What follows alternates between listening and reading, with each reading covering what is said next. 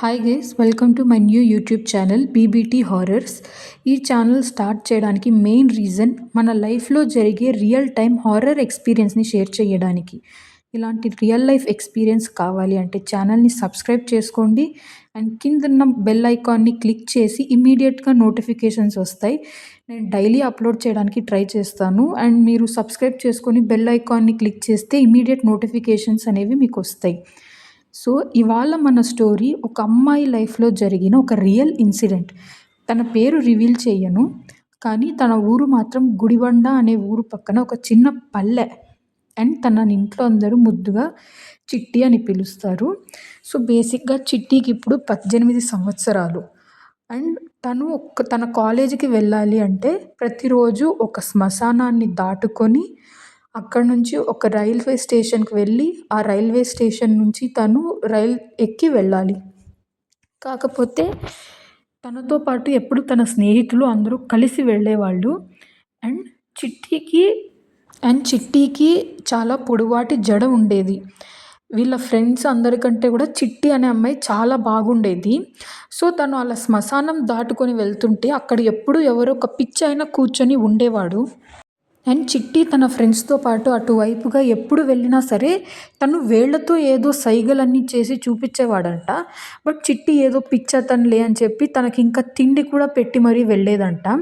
And తన చేతులతో ఇచ్చిన తిండిని అతను తినకుండా పక్కనున్న శ్మశానంలోనే ఎప్పుడు పడేసేవాడంట. అది చిట్టికి తెలియక తను రోజు పాపం తినకు ఎవరూ లేరేమో అన్నట్టు తనకు తిండి పెట్టి తన పాటికి తను వెళ్ళేదంట. ఇంకా ఇలానే ఒకరోజు తన స్నేహితులందరూ ఎందుకో ఏదో రీజన్ చెప్పి మేము రాలేము, నువ్వే వెళ్ళు కాలేజ్కి అని చెప్పి అందరూ ఆ రోజు బంక్ కొట్టి వాళ్ళ ఇంట్లోనే ఉండిపోయారంట. బట్ చిట్టి మాత్రం తను లైఫ్లో ఎప్పుడు ఏదో చెయ్యాలి, ఏదో సాధించాలి అనే పట్టుదలతోనే ఉండేది. సో తను బంక్ కొట్టకుండా తను కాలేజీకి వెళ్ళింది. ఆ రోజు కూడా తను అదే దారిలో వెళ్ళింది. అక్కడ పిచ్చతను ఆ రోజు తను తిండి ఇస్తే కనీసం ముట్టుకోలేదంట. తనను చూసి లేచి అక్కడి నుంచి వెళ్ళిపోయాడంట. దాని తర్వాత తను ఎన్ని రోజులు చూసినా సరే ఆ పిచ్చతను అసలు అక్కడ కనిపించలేదంట. అండ్ ఆ రోజు ఆ పిచ్చతను లేచి వెళ్ళిపోయాడు కదా, ఆ రోజు నుంచి తనకు రాత్రిపూట ఎవరో తనని ఎక్కడికో తీసుకొని వెళ్ళిపోతున్నట్టు అండ్ తను ఏదో జుట్టు పట్టుకొని ఏడుస్తున్నట్టు అలా పిచ్చి పిచ్చిగా కలలు కూడా వచ్చేవంట. సో ఎందుకు ఇలా అవుతుంది అని చెప్పి తను ఇంకొక రోజు నా వల్ల అవ్వట్లేదు, నాకు రోజు రాత్రిపూట నిద్ర డిస్టర్బెన్స్గా ఉంది అని చెప్పి వాళ్ళ ఇంట్లో వాళ్ళకి చెప్తే వాళ్ళ ఇంట్లో వాళ్ళు అక్కడే దగ్గరలో ఉన్న ఒక గుడికి తీసుకొని వెళ్ళారంట. ఆ రోజు అక్కడ గుళ్ళో పూజారి అమ్మ నువ్వు జాగ్రత్తగా ఉండు, హారతి ఇచ్చే టైంలో అమ్మవారికి హారతి ఇచ్చి తిన దగ్గరికి వచ్చి అమ్మ నువ్వు జాగ్రత్తగా ఉండు అని 3 సార్లు తనకు చెప్పారంట.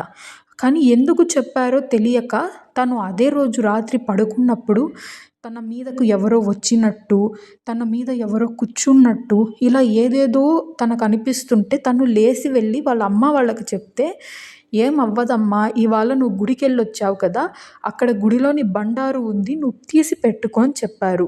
సో తను తీసి పెట్టుకోగానే తనకు ఏదో తెలియని ఒక రిలీఫ్ లాగా అనిపించి తను వెళ్ళి పడుకున్నదంట. అండ్ ఆ రోజు మార్నింగ్ లేసే టైంకి ఫుల్ తన కాళ్ళు చేతులు మొత్తం అసలు బాడీ పెయిన్స్ ఇంకా తట్టుకోలేకపోయిందంట. అండ్ ఆ వాళ్ళ తను స్కూల్కి వెళ్ళలేకపోయింది, కాలేజ్కి వెళ్ళలేకపోయింది. అండ్ కాలేజీకి వెళ్ళలేక తను ఇంట్లోనే పడుకొని ఉంటే వాళ్ళ ఇంట్లో వాళ్ళ అమ్మ నాన్న ఇద్దరు పని కోసం బయటకు వెళ్ళారంట. అండ్ తను నిద్రపోతుంటే కరెక్ట్గా మిట్ట మధ్యాహ్నం 2 నుంచి 3 ఆ మధ్యలో తనకి విపరీతమైన చెమటలు, అసలు తన మీద ఎవరో వచ్చి కూర్చుంటున్నట్టు తను చూస్తూనే ఉందంట. తన కళ్ళు కూడా తెరుచుకొనే ఉన్నాయంట. కానీ తనకు విపరీతమైన చెమటలు, అక్కడ ఎవరు కనిపించట్లేదు. కానీ ఏదో బరువాటి ఒక మనిషి వచ్చి ఇలా మన ఛాతీ మీద కూర్చుంటే ఎంత బరువు ఉంటుందో అంత బరువు ఉందంట. అండ్ తను ఇంకా తట్టుకోలేక భరించలేక ఎలాగో ఒకలాగా కష్టపడి పైకి లేచి అప్పుడు తనకి అంతవరకు తనకి కనీసం నోట్లో నుంచి ఒక మాట కూడా బయటకు రాలేదంట. తను కష్టపడి పైకి లేచి ఒక్కసారిగా గట్టిగా అరుస్తూ బయటకు వెళ్ళిపోయిందంట. బట్ తను అలా ఎందుకు చేసిందో అమ్మాయికి ఇప్పటికీ తెలియట్లేదంట. అండ్ ఇది మొత్తం జరిగిన తర్వాత అదే రోజు సాయంకాలం వాళ్ళ అమ్మ వాళ్ళు ఇంటికి రిటర్న్ వచ్చిన తర్వాత తిను వెళ్ళి అమ్మ నాకు ఇవాళ ఇలా జరిగింది అది ఇది అని చెప్తే వాళ్ళ అమ్మ వాళ్ళు అయ్యో అమ్మ నువ్వు ఏదో చూసి భయపడ్డట్టున్నావు, సరే రా నీకు ఏదన్నా మంత్రిద్దాము అని చెప్పి తీసుకొని వెళ్తే అక్కడ ఒక స్వామీజీ ఉంటారంట అదే గుడి దగ్గరే. ఆయన ఏదో మంత్రిచ్చి 2 నిమ్మకాయలు ఇచ్చి నువ్వు నీ దిండు కింద పెట్టుకో అమ్మా అండ్ నువ్వు వెళ్ళే దారి కూడా మార్చేసేయి అని చెప్పారంట. కానీ అక్కడ ఉన్నది ఒకటే దారి. సో పంతులు గారు అన్నారంట ఆ పూజారి గారు, అమ్మ ఒక పని చేయి, నువ్వు నీ బ్యాగ్లో కూడా ఈ నిమ్మకాయలు తీసుకొని వెళ్ళు, రేపు నువ్వు కాలేజీకి వెళ్ళేటప్పుడు తీసుకొని వెళ్ళి రిటర్న్ వచ్చేటప్పుడు ఆ నిమ్మకాయల్ని నువ్వు చెప్పిన శ్మశానం దగ్గరే పడేసేయి అని చెప్పారంట. సో తిను కాలేజీకి యాజ్ యూజువల్ వెళ్ళింది నిమ్మకాయలు పెట్టుకొని. అవి కొంచెం పచ్చటి రంగులో ఉన్న అప్పుడే వచ్చిన కొన్ని లేత కాయలు అవి పెట్టుకొని వెళ్ళింది. ఈవినింగ్ మళ్ళీ రిటర్న్ వచ్చి ఆ నిమ్మకాయలు బయటకు తీసి చూస్తే అవి మాడిపోయి బొగ్గు కలర్లో అయిపోయాయంట. అలా ఎందుకు అయిపోయింది తనకి ఇప్పటికీ తెలియదు. మళ్ళీ అదే రోజు సాయంత్రం వెళ్ళి ఇలా జరిగాయి అమ్మ, అవి మరీ అంత నల్లగా అయిపోయాయి అంటే సరే అని మళ్ళీ అదే పూజారి దగ్గరికి తీసుకొని వెళ్ళి ఇలా ఇలా అయ్యింది అని చెప్తే తను ఇదేదో చెడుగాలి ఆల్రెడీ మీ అమ్మాయికి సోకింది కాబట్టి మీ అమ్మాయిని కొన్ని రోజులు ఆ దారిలోనే పంపకండి అని చెప్పాడు. కాబట్టి ఇంకా అమ్మాయి ఒక వారం రోజులైనా సరే నేను వెళ్ళకూడదు అని డిసైడ్ అయ్యి ఇంట్లో కూర్చుంది. కానీ పిచ్చి కలలు మాత్రం ఆగట్లేదు. అందుకని మళ్ళీ పూజారి గారి దగ్గరికి వెళ్ళి ఇలా ఇలా అయ్యింది, ఇంకా నా వల్ల అవ్వట్లేదు, నాకు రాత్రిపూట నిద్ర చాలా కష్టంగా ఉంది పూజారి గారు అని చెప్తే పంతులు గారు ఇలా కాదమ్మా అని ఒక అడ్రస్ ఇచ్చి అక్కడ ఒక ఆయన ఉంటారు, తను ఒక హెడ్ పూజారి లాగా, నువ్వు ఆయన దగ్గరికి వెళ్తే తను మామూలుగా హనుమంతుడికి పూజ చేస్తారు. సో ఆయన ఒక హనుమంతుడి పూజారి, మీరు అక్కడికి వెళ్తే ఆయన మీకు ఏదో ఒక పరిష్కారం చూపిస్తారు అని చెప్పారు. అందుకని ఇమీడియట్గా వీళ్ళందరూ అక్కడికి వెళ్తే పంతులు గారు అన్నారంట, అమ్మ ఏం లేదు, ఇది చెడుగాలి సోకింది, నేను ఒక బిళ్ళ లాంటిది ఇస్తాను, ఆ బిళ్ళని నువ్వు ఎప్పుడు నీ జడలో నీ రబ్బర్ బ్యాండ్తో పాటు కట్టి వేసుకో అండ్ నువ్వు మళ్ళీ అదే దారిలో వెళ్ళిరా అమ్మ అని చెప్పాడంట. అండ్ ఈ అమ్మాయి అదే దారిలో వెళ్తుంటే ఆ జడ కూడా రబ్బర్ బ్యాండ్ ఎంత టైట్గా వేసిందంటే ఆ అమ్మాయి ఆ దారిలో వెళ్తుంది, అక్కడ అడుగు పెట్టగానే బిళ్ళ కింద పడిపోయిందంట. ఆ అమ్మాయి కొంచెం దూరం వెళ్ళి చూసుకొని మళ్ళీ రిటర్న్ వచ్చి ఆ బిళ్ళని ఎత్తుకొని మళ్ళీ రబ్బర్ బ్యాండ్కి పెట్టి వేస్తే మళ్ళీ ఒక్క స్టెప్ ముందరికి వేస్తే చాలు మళ్ళీ సేమ్ అలానే పడిపోతుందంట. తనకేదో భయం వేసి రిటర్న్ వచ్చి అమ్మ ఇలా జరుగుతుంది అని చెప్తే ఈసారి పద ఎందుకు ఎక్కడ జరుగుతుంది అని వాళ్ళ అమ్మ వాళ్ళ నాన్న ఇద్దరు కూడా అక్కడికి వెళ్ళారంట. అక్కడికి వెళ్ళి చూస్తే ఆ అమ్మాయి నిజంగానే వీళ్ళ అమ్మ వీళ్ళ నాన్న ముందరికి వెళ్ళగలుగుతున్నారు. ఆ అమ్మాయిది మాత్రం బిళ్ళ ప్రతిసారి అక్కడే పడిపోతుంది. ఇంటి నుంచి ఆ స్పాట్కి వచ్చే వరకు కూడా, ఆ శ్మశానం దగ్గరకు వచ్చే వరకు కూడా అది అంత గట్టిగా ఉండి ఆ శ్మశానం దగ్గర ఎందుకు పడిపోతుంది అని వాళ్ళ నాన్నగారు ఏదో కొంచెం సంకోచించి అక్కడికి వెళ్తే ఇక్కడ ఏదో తేడాగా ఉంది అని చెప్పి మళ్ళీ పంతులు గారి దగ్గరికి వెళ్ళారు. వెళ్ళిన వెంటనే ఆయన అన్నారు, అమ్మ ఇలా జరిగిందా, ఆయన మొహం చూడగానే చెప్పారంట, అమ్మ ఇలా జరిగిందా అని. అవునండి ఇలానే జరిగింది అని చెప్తే తను వెంటనే ఆ బిళ్ళని తీసుకొని దీన్ని పడేయండి, ఇంక ఇది మీ దగ్గర వద్దు, మీరు లోపలికి గుడి లోపలికి కూడా బిళ్ళ తీసుకొని రాకండి, మీరు వాళ్ళని బయట నిలబెట్టి చెప్పి బయట నుంచి బయటనే అట్లనే పంపించి అక్కడ పడేయండి అని చెప్పారంట. సో కొంచెం దూరం వెళ్ళి వాళ్ళు పడేసి రిటర్న్ వస్తే పంతులు గారు ఏదో తాయెత్తు లాంటిది ఇచ్చి కట్టి, అమ్మ నువ్వు 3 రోజులు బయటకే రావద్దు, నువ్వు ఇంట్లోనే ఉండు అని చెప్పారంట. సో ఆ తాయెత్తు కట్టుకున్న 3 రోజులు అమ్మాయికి ఏ కలలు రాలేదు, ఏమీ అవ్వలేదు, ఆ అమ్మాయి అంతా బాగానే ఉంది. 3వ రోజు సాయంత్రం ఇంకా అది తీసేసి ఇక్కడ వేసేసి ఏదో ఒక ప్లేస్ చెప్పారంట, ఆ ప్లేస్లో నువ్వు దాన్ని పెట్టేసి వెళ్ళిపో అమ్మ అని చెప్పారంట. సో తిను వాళ్ళ అమ్మ వాళ్ళ నాన్న అది ఒక చెట్టు అంట, వీళ్ళు ఆ ప్లేస్కి వెళ్ళి చూస్తే అక్కడ ఒక చెట్టు ఉంది, ఆ చెట్టు మీద చాలామంది ఇలా తాయెత్తులు అన్నీ అక్కడ పెట్టేసి వెళ్ళిపోయారంట. సో తిను కూడా అలానే పెట్టేసి వెళ్ళిపోయిందంట. వెళ్ళిపోయి దాని తర్వాత రోజు నుంచి మళ్ళీ అదే దారిలో వెళ్ళడం మొదలుపెట్టిందంట. ఎప్పుడు తన స్నేహితులతో వెళ్తుండింది, ఇంకా పిచ్చతను కూడా కనిపించలేదు. మొత్తం ఇంకేం అవ్వదులే అంతా సెట్ అయిపోయింది అనుకునే టైంకి సడన్గా ఒకరోజు మళ్ళీ ఆ పిచ్చోడు వచ్చి అక్కడ కూర్చొని ఉన్నాడంట. వాడు మళ్ళీ ఏదో వేళ్ళతో సైగలు చేస్తున్నాడంట. వీడేంటి ఇటు మళ్ళీ వచ్చాడు అని తిన స్నేహితులు అందరూ అక్కడికి వెళ్ళి అడిగితే అసలు ఇది చదువుతున్న నాకే ఇంత భయంగా ఉంది. పాపం చిట్టి అక్కడికి వెళ్ళి తన స్నేహితులతో పాటు అడిగితే, తను ఒక్కసారిగా గట్టిగా అరిచేసి ఆ పిచ్చతను, "నిన్ను తీసుకెళ్ళిపోతుంది, నిన్ను తీసుకెళ్ళిపోతుంది, నిన్ను తీసుకెళ్ళిపోతుంది" అని గట్టిగా అరిచి, తను అలానే శ్మశానంలోకి పరిగెత్తేసాడంట. కానీ ఆ రోజు తన గుండెల్లో ఉన్న బాధ, భయం తను ఎవరికీ చెప్పకుండా, ఆ రోజు తను పరీక్షకు వెళ్తుంది కాబట్టి, తన పరీక్ష కోసం తను అక్కడి నుంచి తన స్నేహితులతో పాటు కలిసి వెళ్ళిపోయిందంట. కానీ అక్కడి నుంచి వెళ్ళిపోయిన తర్వాత కూడా తనకు ఏదో తెలియని ఒక ఆందోళన, భయం, పరీక్ష రాస్తుంటే కూడా చెయ్యి అదరటం, తనను తాను సంధాయించుకొని తనతో పాటు ఉన్న విద్యార్థులు ప్రతి ఒక్కరు కూడా ఆ రోజు తనకు ఏమైందని ఆశ్చర్యపోయారంట. తను ముందు నుంచి ఒక కాలేజ్ టాపర్. అలాంటిది ఆ రోజు ఆ అమ్మాయి బిహేవియర్ చూసి వాళ్ళే కొద్దిగా భయపడ్డారంట ఎగ్జామ్ హాల్‌లో. తన చేతులు అదురుతూ, తను కనీసం అంటే ఏ ఒక్కరోజు ఒక క్వెషన్ కూడా వదలకుండా రిటర్న్ వచ్చేది. ఆ రోజు కనీసం అంటే సగం పేపర్ కూడా సరిగ్గా ఫిల్ చేయలేకపోయిందంట. సో, తను అదే బాధతో ఇంటికి వచ్చి, "నాకు ఇలా అయిపోయింది అమ్మ" అని చెప్పి వాళ్ళ ఇంట్లో వాళ్ళకి చెప్పి ఏడుస్తుంటే, "నువ్వు బాధపడకమ్మా, ఆ పిచ్చోడిని మేము చూసుకుంటాము" అని తరువాత రోజు వాళ్ళ అమ్మ, వాళ్ళ నాన్న, తను ముగ్గురు వాళ్ళ స్నేహితులతో పాటు అక్కడికి వెళ్ళి, వాళ్ళతో పాటు కొంతమంది ఊరు జనం కూడా అక్కడికి వచ్చారంట. అక్కడికి వెళ్ళి చూస్తే అసలు ఆ పిచ్చోడు ఆ రోజు అక్కడ లేడు. కానీ ఏదో తెలియని ఒక వాసన, అది ఎవరికీ రావట్లేదు. కానీ ఈ అమ్మాయి చిట్టీకి మాత్రమే వస్తుంది. అది ఎందుకు అని తను ఆలోచిస్తుంది. తను ఎన్ని సార్లు చెప్పినా, "అమ్మ ఇక్కడ ఏదో తెలియని వాసన, ఏదో ఒక 100 సంవత్సరాల ముందు చచ్చిపోయిన ఎలకో, కుక్కో అది ఎలా వాసన వస్తుందో ఇంక మీరే అర్థం చేసుకోండి." అంత వాసన వస్తుంటే కూడా వాళ్ళందరూ, "మాకేం రావట్లేదమ్మా, నీకొకటే ఎలా వస్తుంది" అని చెప్పి వాళ్ళు కూడా ఆశ్చర్యంగా చూస్తున్నారంట. కానీ ఊర్లో వాళ్ళందరూ తనేదో భ్రమపడింది, తనకి ఇదంతా తెలియదు కదా అని చెప్పి వాళ్ళ పాటికి వాళ్ళందరూ వెళ్ళిపోయారంట. పిల్లల్ని ఆ రైల్వే స్టేషన్‌లో వదిలేసి. కానీ వదిలిన తర్వాత అసలు ఎవరు ఊహించనంతగా ఒకటి జరిగింది. అదేంటంటే ప్రతి ఒక్కరు పిల్లలందరూ రైల్వే స్టేషన్‌కి వెళ్ళి రైలు ఎక్కేశారు. చిట్టి కూడా రైలు ఎక్కిందని అనుకున్నారు. అక్కడ జనాలందరూ చూస్తుండగా చిట్టి రైలు ఎక్కింది. కానీ చిట్టి కాలేజ్ స్టేషన్‌లో దిగలేదు. ఎందుకంటే అక్కడ చూస్తే అసలు చిట్టి అక్కడ లేనే లేదు. అసలు తను ఎక్కడికి వెళ్ళింది? ఇక్కడే కదా కూర్చొని ఉండింది అంటే, అప్పుడు ఒకరొచ్చి, "మనకు సీట్స్ లేవు కదా! కాబట్టి అందరం వేరు వేరు చోట్లగా వెళ్ళి కూర్చున్నాము.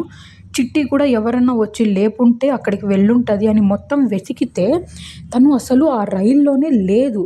ఇంకా వాష్‌రూమ్‌లో ఏమన్నా ఉందా అని చెప్పి చూస్తే అక్కడ కూడా లేదు.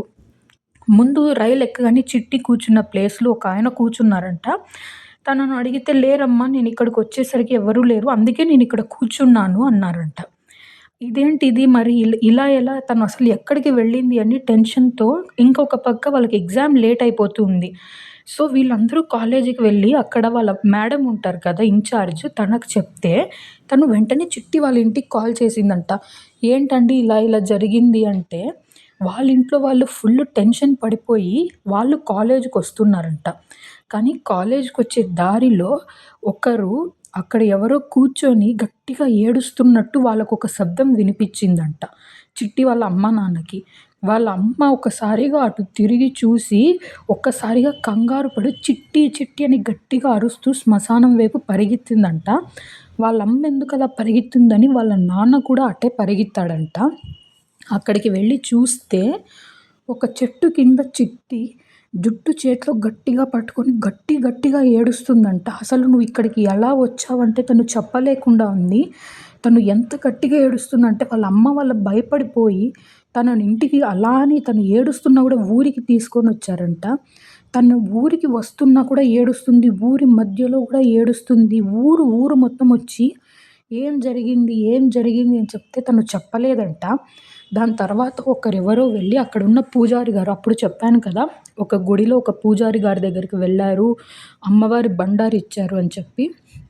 అమ్మవారి బండారు తీసుకొచ్చి తనకు పెడితే అప్పుడు తను కొంచెం శాంతంగా కూర్చుని, "అసలు ఏమైందమ్మా నీకు" అంటే, తను అసలు నాకు ఏమైంది అని తనకి ఏం గుర్తు లేనట్టుగా ప్రవర్తిస్తుందంట అక్కడ. ఇంకా వాళ్ళ ఇంట్లో వాళ్ళు అసలు ఇదేంటి ఇలా జరుగుతుంది అని చెప్పి, అక్కడే దగ్గరలో ఒక మసీదుంది. ఆ మసీదులో ప్రతి శుక్రవారం అక్కడ నమాజ్ చదవడానికి ఒక మౌలానా గారొస్తారంట. వీళ్ళు ఆయనని పీర్ బాబా, పీర్ బాబా అని పిలుస్తారంట. సో, ఆ పీర్ బాబా ఈ శుక్రవారం వస్తారు. అప్పుడు వరకు తనని ఇంట్లో నుంచి బయటకు రానివ్వకండి అంటే, వాళ్ళ ఇంట్లో వాళ్ళు తను పరీక్షకి ఎలా వెళ్ళాలి అని చెప్పి, పరీక్ష లేకపోయినా ప్రాణం ముఖ్యం అన్నట్టు ఇంట్లో పెట్టారు. అండ్ చిట్టి అప్పుడు కూడా తను ఎలాగైనా సరే నేను మిగతా ఎగ్జామ్స్ అయినా బాగా రాయాలి అన్నట్టు ఆ అమ్మాయి రాత్రి కూర్చొని చదువుతుంటే, ఎవరో చదవనీయకుండా ఆ అమ్మాయి జుట్టు లాగుతున్నట్టు, ఆ అమ్మాయిని చున్నీ పీకుతున్నట్టు, ఆ అమ్మాయికి ఏదేదో కలలొస్తుంటే తను భయపడిపోయి వెళ్ళి వాళ్ళ అమ్మ వాళ్ళ దగ్గరికెళ్ళి చెప్తే, వాళ్ళ అమ్మ వాళ్ళు "నువ్వు ఏమి చెయ్యకమ్మా, నువ్వు మాతోనే ఉండు. నువ్వు ఇప్పుడు పరీక్షలకు వెళ్ళకపోయినా ఇబ్బంది లేదు" అని చెప్పి ఆ అమ్మాయికి కొంచెం సముదాయిచ్చి పడుకోబెడితే, ఆ రోజు రాత్రి జరిగింది వాళ్ళు చూసి ఒక్కసారిగా భయపడి వాళ్ళకి ఏం చెయ్యాలో కూడా అర్థం కాలేదు. ఆ అమ్మాయి ఇంట్లో మొత్తం గిన్నెలన్నీ పీకేసి అన్నం, అన్నం, అన్నం అని గట్టి గట్టిగా అరుస్తుందంట.